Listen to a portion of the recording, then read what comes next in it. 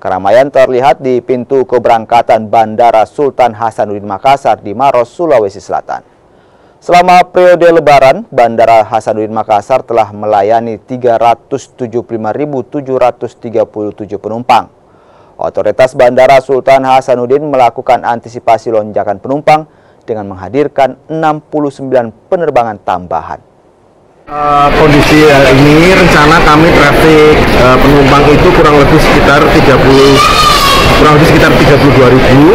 dan rencana trafik ini memang sudah turun dari realisasi hari kemarin atau hari Senin tanggal 15 April 2024. Senin kemarin itu kami melayani total kurang lebih sekitar 37.000 pergerakan penumpang, dan hari ini rencana trafik penumpang hanya sebesar 32.000.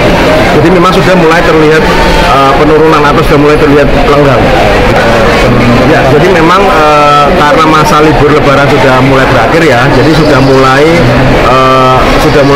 adanya penurunan pergerakan penumpang atau kondisi situasi sudah mulai lenggang.